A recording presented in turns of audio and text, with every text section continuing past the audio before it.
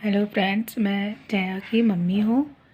और जया मेरे से बहुत दिनों से कह रही थी कि मम्मी आप भी मेरे यूट्यूब चैनल पे आइए कभी किसी वीडियो में। तो मैंने सोचा कि चलो इतने दिनों से कह रही है तो आज मैं उसके यूट्यूब चैनल पे आ ही जाती हूँ। तो दोस्तों, आपको पता है ना आपको क्या करना है। आपको उसका यूट्यूब चैनल सब्सक्राइब करना है और साथ में बेल आइकन को भी प्रेस ज़रूर करना है। सब्सक्राइब बिल्कुल फ्री है।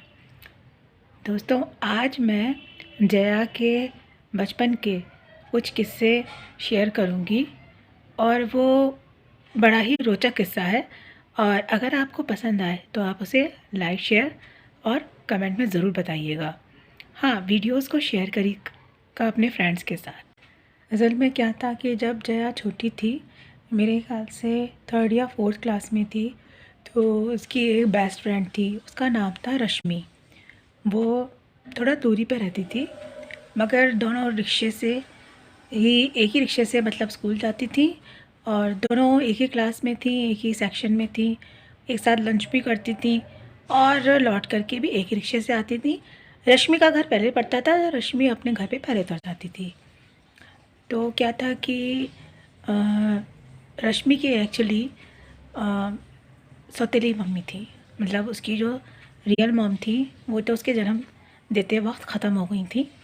और उसके पिताजी ने ना चाहते हुए, क्योंकि बच्ची बहुत छोटी थी और ख्याल रखने वाला भी कोई नहीं था, तो ये सोच करके कि बच्ची पल जाएगी दूसरी शादी की थी। रश्मि जो थी वो, अब जैसे बेस्ट फ्रेंड्स थी तो बेस्ट फ्रेंड्स एक दूसरे से अपनी बातें शेयर तो करती ही हैं। तो रश्मि जो थी वो बेचारी लंच में सिर्फ ब्रेड ही लाती थी या रात का कुछ बचा कुचा। तो जैसे जया पूछती थी कि क्यों भाई, तुम्हारी मम्मी तुम्हारे लिए बनाती, मेरी मम्मी तो मेरे लिए रोज़ टेस्टी टेस्टी लंच बना कर भेजती हैं। तो मैं तो खैर उसका स्कूल ज़्यादा दूर नहीं था, तो मैं लंच में उसका जब ब्रेक लगता था तो मैं लंच दे ही आती थी। गरम गरम खा ले बच्चा, सुबह सुबह हम भी बनाने से बच जाते थे। तो ये था। तो वो कहती थी कि वो रोने लग जाती थी और कहती थी कि मेरी मम्मी नहीं है, मेरी तो सौतेली मम्मी है। तो जया, क्योंकि उसकी बेस्ट फ्रेंड थी, तो उससे कहती थी कि कोई बात नहीं, तुम मेरा लंच खा लो, कोई बात नहीं, मैं घर जाके दोबारा खा लूँगी। अच्छा, जब उसने मुझे बताया, जया ने मुझे रश्मि के बारे में बताया, तो मुझे बहुत दुख हुआ, क्योंकि इतनी छोटी बच्ची है बेचारी। उसकी मम्मी एक्चुअली उसे बहुत डांटती थी, बहुत उसकी इंसल्ट करती थी और ज़रा ज़रा सी बात पर उस पर हाथ उठाती थी। जब रश्मि के पापा घर पे होते थे तब तो उनकी इतनी हिम्मत नहीं पड़ती थी, मगर भाई उसके पापा सुबह 8 बजे निकलते थे और रात में वही 7 साढ़े 7 बजे आ पाते थे। तो मतलब बहुत ही बुरा व्यवहार करती थी, रश्मि के साथ खूब मारती भी थी। तो इस वजह से जब मुझे पता चला तो मुझे उस बच्ची से बहुत हमदर्दी हुई, मगर हम क्या कर सकते थे। तो क्या हुआ कि मैं जैसे कि उसका लंच ब्रेक में देने जाती थी, तो मैं 2 पराठे उसमें एक्स्ट्रा रख दिया करती थी, ख़ास रश्मि के लिए। अच्छा, सौतेली माँ का इसी बीच एक बेटा भी हो गया। तब वो रश्मि के साथ और भी ज़्यादा दुर्व्यवहार करने लगी। रश्मि को दूध नहीं पिलाती थी। जैसे कि एक छोटा बच्चा है तो उसको 1 गिलास दूध देना चाहिए रोज़ डाइट में, मगर वो अपने बेटे को तो दूध पिलाती थी, रश्मि को नहीं पिलाती थी। और अगर उसके पापा उसका फेवर करें तो उनसे भी लड़ती थी। अच्छा, रश्मि को इतना डरा धमका के रखती थी, कहती थी कि अगर तूने पापा को बताया कि मैं क्या करती हूँ या मेरी शिकायत की तो मैं तुझे गरम चिमटे से मारूंगी। अब देखिए, छोटा बच्चा था, वो इतनी डरती थी कि वो बेचारी अपनी सतीली मम्मी की शिकायत तक नहीं करती थी अपने पापा से। तो वो लड़की घुट घुट के जी रही थी। ये सब हमसे नहीं देखा जा रहा था, ना जया से। और जया मुझे बताती थी तो मैं भी बहुत छटपटाती थी कि मैं कैसे इस बच्ची की मदद करूं, कैसे इस बच्ची का जीना थोड़ा आसान कर पाऊं। तो जया को मतलब हर समय यही रहता था कि मैं कैसे इसकी सौतेली माँ को सबक सिखाऊं और रश्मि की कुछ मदद करूं। तो मुझे याद है कि अप्रैल फूल डे था, जो 1 अप्रैल होती है, तब जया गोबर का केक बना करके और उसे बाकायदा जो पता नहीं कहीं से केक का खाली डिब्बा हमारे यहाँ रखा होगा, उसमें पैक करके ले गई थी और रश्मि की मम्मी को दिया कि आंटी जी ख़ास आपके लिए हमारी मम्मी ने ये केक बना करके भेजा है, और मगर आंटी जी इसे मेरे जाने के बाद ही खोलिएगा। अब आप समझ ही सकते हैं कि फिर उसकी मम्मी का फ़ोन आया, खूब हमसे लड़ी कि आपकी लड़की ऐसे ऐसे जो है गोबर का केक मुझे दे के गई है। मैंने जया से बात करी तो उसने कहा कि मम्मी मैं रश्मि की मम्मी को सबक सिखाना चाहती थी। रश्मि की मम्मी का पारा तो भाई चढ़ चुका था और उन्होंने हमें भी सुनाया। मैंने जया से पूछा तो उसने कहा कि मम्मी मैं इन्हें इरिटेट करना चाहती थी। अब वो बच्ची थी तो मैंने जया से कहा कि बेटा ऐसे सबक नहीं सिखाया जाता। अब तो वो रश्मि को और भी ज़्यादा परेशान करेंगी, क्योंकि उन्हें ये लगा कि रश्मि ने मेरा भेद जया को खोल दिया है और जया ने वो भेद अपनी मम्मी को खोल दिया है, तो यानी कि मेरी तो पोल पुट्टी खुल गई। अब वो रश्मि को और भी ज़्यादा परेशान करेगी। तो फिर जया बहुत दुखी हुई, रोने लगी, कहती है कि मम्मी आप ही बताओ, कोई आइडिया दो कैसे हम रश्मि की मदद करें। उसकी मम्मी उसे बहुत परेशान करती हैं, उसे बहुत मारती हैं। तो वो अकेली है, मतलब एक तरह से घर में। पिताजी तो सुबह के गए, रात को ही आते हैं। तो मैंने कहा कि बेटा मुझे थोड़ा सा समय दे, मैं कुछ ना कुछ आइडिया निकालती हूँ। तभी क्या हुआ कि जया के जो बाबा हैं वो शास्त्री जी थे, और खैर अब तो वो इस दुनिया में नहीं रहे, उनका स्वर्गवास हो गया है। तो वो हमारे यहाँ आए हुए थे।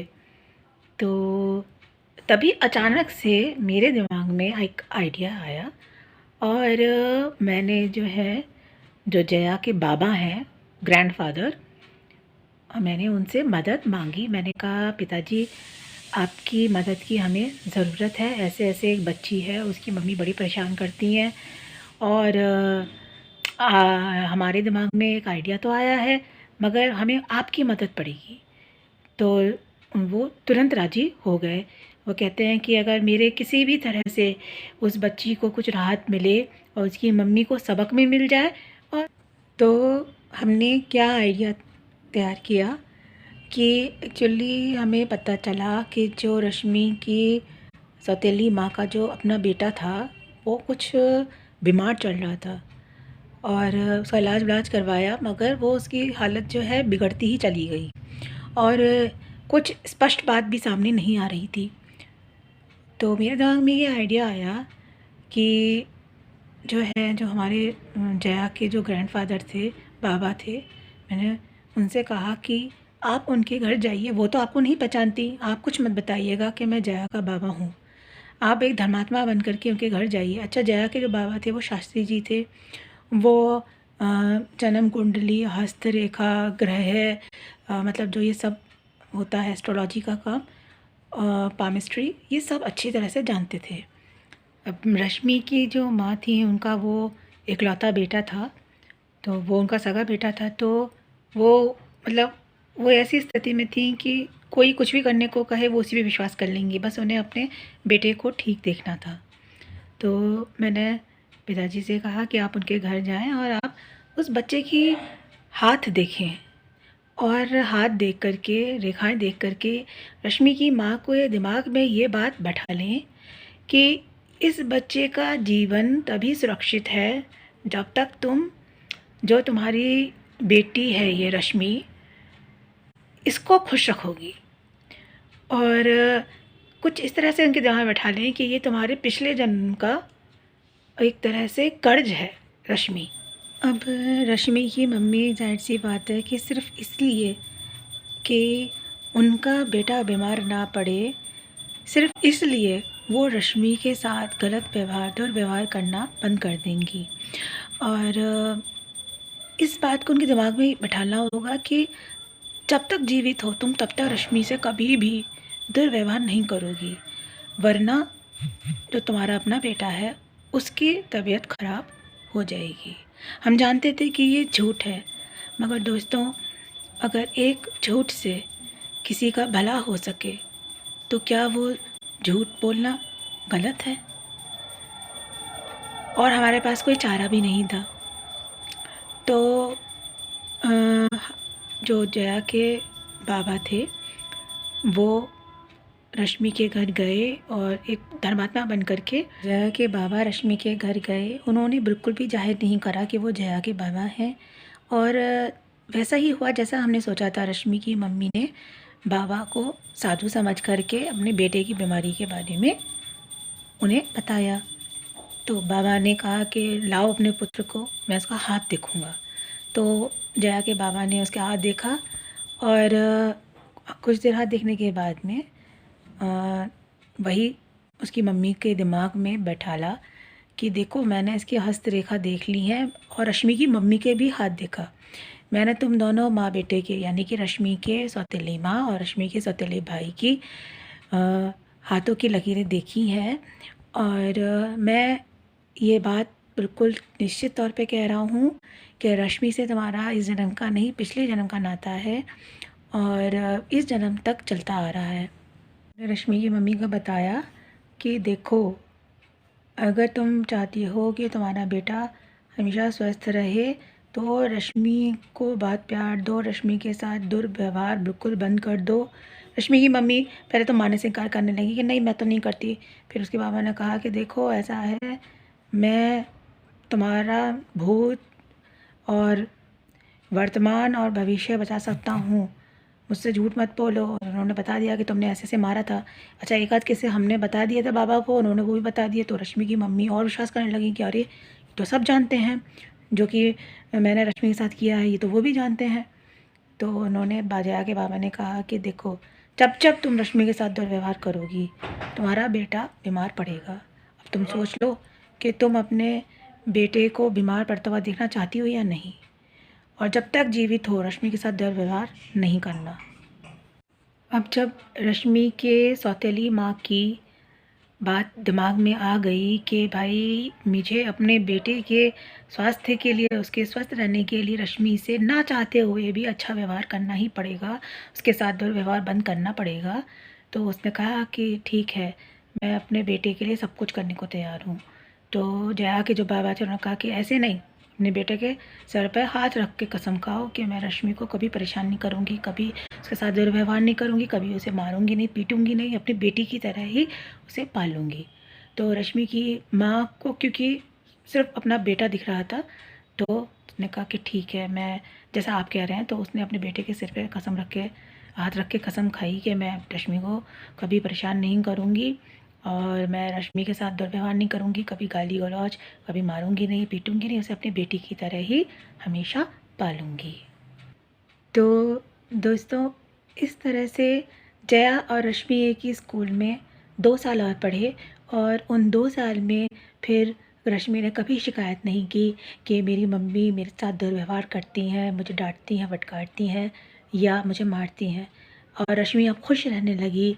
रश्मि का पढ़ाई में मन भी बहुत अच्छा लगने लगा और अब उसकी मम्मी बेटी की तरह ही से पाल रही थी। हालांकि वो उनका अच्छी भावना नहीं थी, वो तो सिर्फ इसलिए क्योंकि जया के बाबा ने उनके दिमाग में ये बात बैठा दी थी कि अगर तुमने रश्मि के साथ दुर्व्यवहार करा तो तुम्हारा लड़का बीमार पड़ जाएगा। तो वो अपने बेटे के खातिर ही सही मगर रश्मि को परेशान नहीं कर रही थी। तो खैर हम जो चाहते थे वैसा हो गया। तो ये कहानी थी।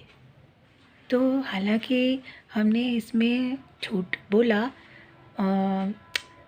ऐसा तो कुछ भी हाथ में रश्मि के सौतेले भाई और सौतेली माँ के हाथ में कुछ था नहीं। हालांकि हमने झूठ का सहारा लिया, मगर दोस्तों आप ही बताइए कि अगर एक झूठ बोलने से रश्मि को जो उसकी सौतेली माँ परेशान करती थी वो बंद हो गया, तो क्या ये झूठ बोलना कुछ गलत है? आपका क्या विचार है आप कमेंट में ज़रूर बताएं। और साथ ही अगर आपको वीडियो पसंद आया हो तो इसे लाइक शेयर ज़रूर करें और हाँ यूट्यूब चैनल को सब्सक्राइब करना बिल्कुल ना भूलें। आप बेल आइकन भी ज़रूर दबाइए ताकि जब भी कोई नया वीडियो अपलोड हो तो उसका नोटिफिकेशन आपको तुरंत मिल जाए। ऐसे ही और इंटरेस्टिंग वीडियोस देखते रहिए। धन्यवाद, नमस्कार।